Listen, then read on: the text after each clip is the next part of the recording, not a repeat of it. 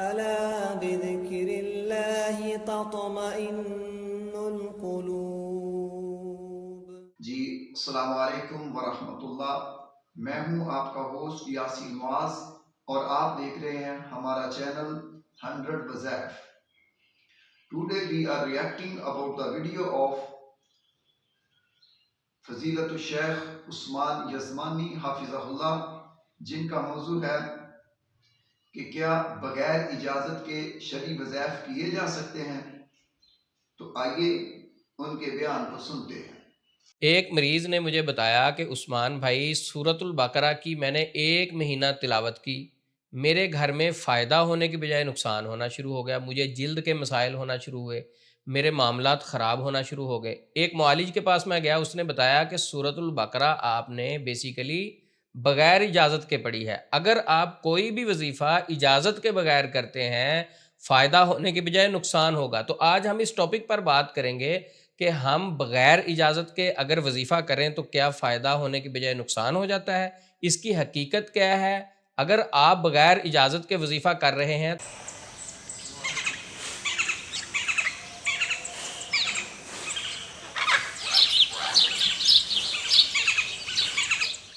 آپ دیکھ رہے ہیں Usman Yazmani official YouTube channel peace and light. معاشرے میں بے شمار جادو جنات اور وظائف کے حوالے سے باتیں مشہور ہیں، لیکن اس پر نہ کوئی ریسرچ کرتا ہے نہ کوئی تحقیق کرتا ہے۔ یہ باتیں چلتی ہیں جی سینہ بسینہ، بس میں نے سنا اور آگے بتا دیا، اس نے سنا آگے بتا دیا، اس نے سنا آگے بتا دیا، وہ ایک کانسیپٹ اور نظریہ بن جاتا ہے۔ نبی مکرم صلی اللہ علیہ وسلم نے فرمایا کفا بالمرء کذبا ان یحدث بکل ما سمع، انسان کے جھوٹا ہونے کے لیے اتنا ہی کافی ہے کہ وہ سنی سنائی باتیں آگے بیان کرنا شروع کر دے۔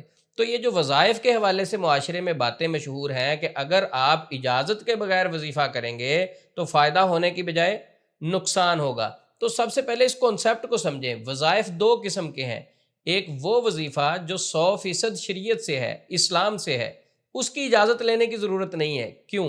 اسلام میں اس کی اجازت کا کوئی کانسیپٹ نہیں ہے۔ نبی مکرم صلی اللہ علیہ وسلم نے اپنی امت مسلمہ کو جو وظائف تحفے میں دے دیے ہیں، کون ہے جو ان وظائف کی اجازت کو روک لے؟ کس کی حیثیت ہے؟ نبی پاک صلی اللہ علیہ وسلم تو اپنی امت کو تحفے میں ایک ذکر پیش کر دیں کہ یہ میری امت کے لیے تحفہ ہے، ذکر و اذکار بتا دیں، دعائیں بتا دیں، قرآن پاک ہر مسلمان کے لیے ایک تحفہ ہے۔ تو ایک عامل صاحب اٹھیں، وہ کہیں نہیں میری اجازت کے بغیر آپ نے سورۃ البقرہ کی تلاوت کی تو نقصان ہو جائے گا۔ ایک عامل صاحب اٹھیں، وہ کہیں آیت الکرسی اگر آپ نے میری اجازت کے بغیر پڑھی تو نقصان ہو جائے گا۔ ایک عامل صاحب اٹھیں، وہ کہیں سورۃ فلق ناس اگر آپ نے میری اجازت کے بغیر پڑھی تو آپ کو نقصان ہو جائے گا۔ تو وہ صاحب، وہ عامل، وہ معالج لوگوں کو مس گائیڈ کر رہا ہے۔ جو اللہ کے بندے ہوتے ہیں وہ اللہ کے بندوں کو اللہ کے ساتھ جوڑتے ہیں، اپنے ساتھ نہیں جوڑتے۔ نبی مکرم صلی اللہ علیہ وسلم کی تعلیمات کو اگر پڑھا جائے، قرآن پاک کو الحمد سے والناس تک مکمل قرآن پاک کو تفسیر سے پڑھا جائے تو بات یہ سمجھ لگتی ہے کہ اللہ رب العزت اور شریعت اسلامیہ، نبی پاک صلی اللہ علیہ وسلم کی تعلیمات اور قرآن پاک میں موجود تعلیمات ہمیں اللہ کے ساتھ جوڑتی ہیں۔ اور اگر عامل حضرات کی ہسٹری پڑھی جائے، عامل حضرات کی کونسلنگ سنی جائے، عامل حضرات کی باتیں سنی جائیں، تو وہ کیا کر رہے ہیں؟ اللہ کے بندوں کو اپنے ساتھ جوڑنے کی کوشش کرتے ہیں۔ کیوں؟ دل کے قریب نہیں بلکہ جیب کے قریب کرنا چاہتے ہیں، کیونکہ انہوں نے اپنا بزنس چلانا ہے نا، ان کا کاروبار ہے۔ اگر ایک بندہ اللہ کے ساتھ جڑ گیا اور اللہ کی تعلیمات، نبی صلی اللہ علیہ وسلم کے فرامین کو پڑھنا شروع ہو گیا، اس کا تو سینہ روشن ہو جائے گا، اس کے ذہن سے تو اندھیرے ختم ہو جائیں گے۔ تو اس لیے عامل حضرات اپنے ساتھ مریض کو اٹیچ کرنے کے لیے اس کو خوف زدہ کرتے ہیں۔ خوف زدہ کس انداز سے کرتے ہیں؟ کہ میری اجازت کے بغیر آپ کوئی وظیفہ نہیں کریں گے، اگر آپ نے بغیر اجازت کے کوئی وظیفہ کیا تو آپ کو نقصان ہو جائے گا۔ ہاں، یہاں ایک کانسیپٹ میں سمجھاؤں گا، وظائف کی اجازت لینے میں اور وظائف کے متعلق رہنمائی لینے میں زمین آسمان کا فرق ہے۔ اجازت یہ ہے کہ اجازت کے بغیر اگر آپ نے کوئی کام کیا تو نقصان ہو جائے گا۔ رہنمائی یہ ہے کہ سر میرے علم میں فلاں چیز نہیں، اگر آپ مجھے گائیڈ کر دیں، میری ہیلپ کر دیں، کوئی ایسا وظیفہ بتائیں جو نبی پاک صلی اللہ علیہ وسلم نے سکھایا ہو، صبح پڑھیں تو شام تک، شیطان کے شر سے محفوظ رہیں گے، شام کو پڑھیں تو صبح تک محفوظ رہیں گے۔ کسی کے علم میں نہیں ہے تو وہ رہنمائی لے سکتا ہے، کسی عالم دین سے لے سکتا ہے، کسی اسکالر سے لے سکتا ہے۔ لیکن ایک شخص کہتا ہے کہ یہ جو دعا ہے اگر آپ نے میری اجازت کے بغیر پڑھی، یہ جو دعا ہے اگر آپ نے میرے مشورے کے بغیر پڑھنا شروع کر دی تو آپ کو نقصان ہو جائے گا۔ تو بیسیکلی وہ معالج آپ کو مس گائیڈ کر رہا ہے۔ ایک تو وہ ہے قسم وظائف کی کہ قرآن اور حدیث سے ہے، مسنون اذکار سے ہے، دعاؤں سے ہے، اس کی ہر مسلمان کو اجازت ہے، کلمہ پڑھنے والے کو۔ رہنمائی کسی سے بھی لے سکتا ہے، اجازت لینے کی ضرورت نہیں ہے۔ اب آتے ہیں اس بھائی کی طرف جو کہتا کہ میں نے سورۃ البقرہ کی تلاوت کی 1 مہینہ، مجھے تو فائدہ ہونے کے بجائے نقصان ہو گیا۔ اب اس کو نقصان کیسے ہو گیا؟ اس نے تو قرآن پڑھا تھا، بغیر اجازت کے پڑھا تھا۔ اصل میں اس بھائی کے علم میں کمی ہے، نالج نہیں ہے بیچارے کے پاس۔ اس بھائی کے پاس ایمان اور یقین کی کمی تھی، اس کو سمجھایا۔ دیکھیں نبی مکرم صلی اللہ علیہ وسلم کی حدیث مسلم شریف میں موجود ہے، آپ صلی اللہ علیہ وسلم نے فرمایا سورۃ البقرہ پڑھنا باعث برکت ہے اور اس کا چھوڑنا باعث حسرت ہے۔ اور جادوگروں کے متعلق کیا فرمایا کہ جادوگر سورۃ البقرہ پر کوئی طاقت نہیں رکھتے۔ یہ نبی صلی اللہ علیہ وسلم کا فرمان ہے، صحیح حدیث ہے، مسلم شریف میں موجود ہے۔ آپ صلی اللہ علیہ وسلم تو فرما رہے ہیں کہ سورۃ البقرہ پڑھنا باعث برکت ہے، اور جس وظیفے کے متعلق، دعا کے متعلق نبی پاک صلی اللہ علیہ وسلم ارشاد فرما رہے ہیں کہ اس سے برکت ملے گی۔ یہ کیسے ممکن ہے کہ کسی کو برکت نہ ملے؟ ہاں یہ تو ہے کہ اگر ایک شخص کی کمائی حرام کی ہے اسے برکت نہیں ملے گی، اگر ایک شخص کا پڑھنے کا طریقہ تو ٹھیک ہے لیکن ایمان اور یقین رب پر مضبوط نہیں ہے، پھر اس شخص میں کمی ہے، سورۃ البقرہ میں کمی نہیں ہے۔ تو یہ بات ذہن نشین کر لیں، سورۃ البقرہ کی طاقت میں کمی نہیں ہے، اذکار اور وظائف کی طاقت میں کمی نہیں ہوتی۔ اگر ہمیں کوئی فائدہ نہیں ہوتا تو ہمارے کسی عمل میں کمی ہے، ہمارے مانگنے میں کمی ہے۔ اور دوسری ایک چیز، آزمائش بھی تو کسی چیز کا نام ہے نا۔ ہم بیسیکلی چاہتے ہیں کہ ایک بار سورۃ البقرہ مکمل ہوئی تو ہر چیز ریسٹارٹ ہو جائے، ایک بار ہر چیز اسی وقت اوکے ہو جائے۔ تو جادو اس سے باطل ہوتا ہے، کمزور ہوتا ہے، لیکن اللہ کے حکم سے کچھ آزمائش بھی چل رہی ہوتی ہے، تو تھوڑے سے معاملات کو صبر سے لے کے چلا کریں۔ تو اس بھائی کے تو ایمان میں کمی تھی، کیونکہ نبی پاک صلی اللہ علیہ وسلم فرما رہے ہیں سورۃ البقرہ پڑھنا باعث برکت ہے، اور ایک شخص کہتا ہے میں نے اجازت کے بغیر پڑھی تو میرا نقصان ہو گیا۔ تو اس بھائی کو اصلاح کی ضرورت تھی، الحمدللہ اسے سمجھایا اور اس بھائی نے بات کو پک کیا۔ وظائف کی دوسری قسم یہ ہے جادوگروں کے بتائے ہوئے وظائف۔ ہم ان کو وظائف تو نہیں کہیں گے، کہتے تو وہ بھی وظیفہ ہے، کہتے تو وہ بھی ذکر ہے، دھوکہ دیتے ہیں نا مسلمانوں کو۔ وہ ذکر اور وظائف تو نہیں ہوتے، وہ تو شیطانی کلمات ہوتے ہیں۔ اب جادوگر جو کلمات اپنے فالور کو دیتے ہیں کہ یہ کلمہ ہے، رات کے وقت چھت پر بیٹھ کے آپ نے پڑھنا ہے، اندھیرے میں بیٹھ کے یہ ہو جائے گا، وہ ہو جائے گا، فلاں ہو جائے گا، اس کی اجازت لینا ضروری ہوتی ہے، اس کی اجازت لینا ضروری ہوتی ہے جادوگروں کے بقول، اگر ان کی کتابوں کو پڑھیں۔ لیکن ایک بات ذہن نشین کریں، آپ جادوگروں کی اجازت کے ساتھ ان کا بتایا ہوا ذکر پڑھ لیں، ان کی اجازت کے بغیر پڑھ لیں، دونوں صورتوں میں نقصان ہوتا ہے، کیونکہ اسلام کا تعلق نہیں ہے نا اس کے ساتھ۔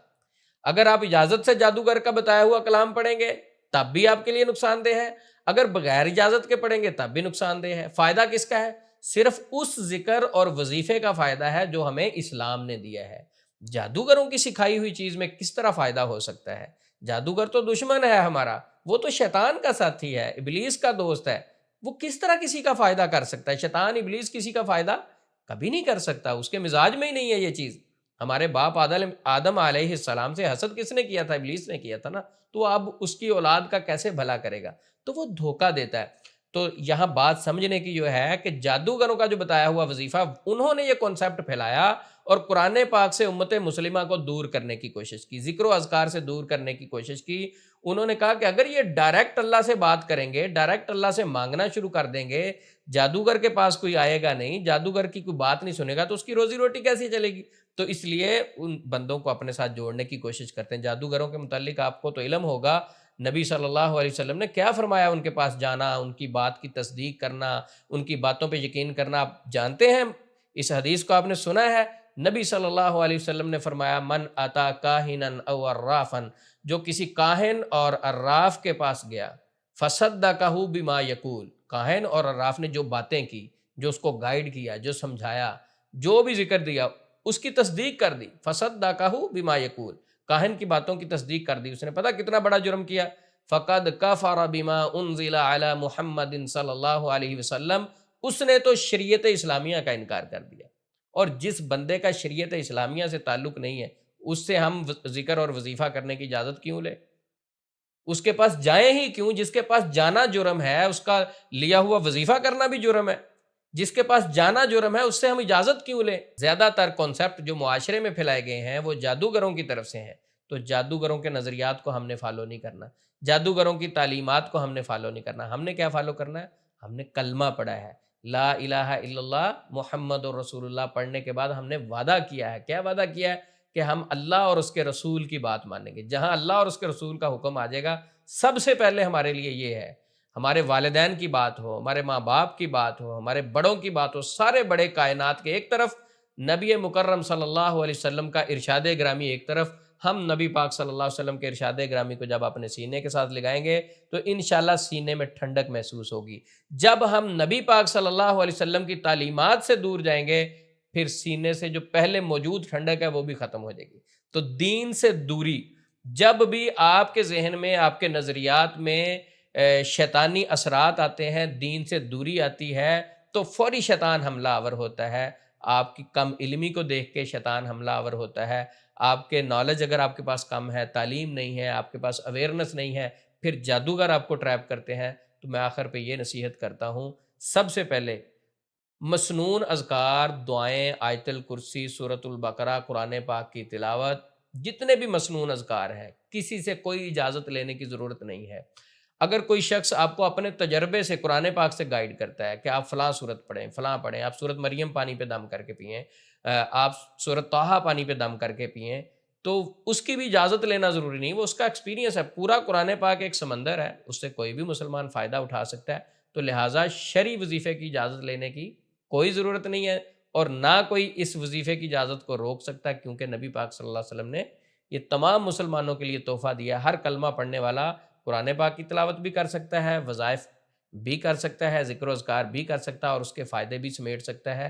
اس کو کسی کی اجازت کی ضرورت نہیں ہے۔ اللہ ہم سب کا حامی و ناصر ہو۔ ہمارے ساتھ اٹیچ رہیں، انشاءاللہ جادو جنات کے متعلق ہم آپ کو مزید گائیڈ کرتے رہیں گے۔ السلام علیکم ورحمۃ اللہ۔ جی السلام علیکم ورحمۃ اللہ۔ یہ تھے فضیلت الشیخ عثمان یزمانی حافظہ اللہ، جو کہ آپ کے سامنے یہ بات بیان فرما رہے تھے کہ کیا وظائف، ذکر، اذکار کرنے کے لیے ہمیں کسی سے اجازت لینی پڑتی ہے؟ بالکل بھی نہیں۔ قرآن و سنت میں بیان کیے گئے وظائف، اذکار، وہ آلریڈی اس کی اجازت ہے، حکم ہے کہ ان کو پڑھا جائے۔ سونے کے اذکار، جاگنے کے اذکار، صبح شام کے اذکار، فرض نمازوں کے بعد کے اذکار، آیت الکرسی پڑھنا، اور اسی طریقے سے سورہ بقرہ کی آخری 2 آیات پڑھنا، اور اس طرح سے بہت سارے ایسے اذکار جن کی قرآن و سنت نے حکم دیا ہے کہ ان کو پڑھا جائے۔ چاہے جائے کہ ہم کسی عامل کے پاس جائیں اور پھر اس سے اجازت طلب کریں کہ مجھے پڑھنا چاہیے کہ نہیں پڑھنا چاہیے۔ شیطانی کلمات اور طلسمات کو پڑھنے سے انسان کا ایک تو عقیدہ خراب ہوتا ہے، اور دوسرا انسان قرآن و سنت سے دور ہوتا ہے، اور تیسری بات یہ کہ اس کے پڑھنے سے انسان پریشانیوں کا سبب بن جاتا ہے، جبکہ قرآن و سنت کے وظائف پڑھنے سے انسان کو طمانینت ملتی ہے، سکون ملتا ہے، اور اس کی زندگی میں راحت آنا شروع ہو جاتی ہے، مشکلات ختم ہونا شروع ہو جاتی ہیں۔ تو آئیے ہم سب مل کر قرآن و سنت کے وظائف پر عمل کرنے کی کوشش کریں تاکہ ہمارے معاملات کو اللہ پاک آسانیوں میں تبدیل فرما دے۔ والسلام علیکم ورحمۃ اللہ وبرکاتہ۔ ألا بذكر الله تطمئن القلوب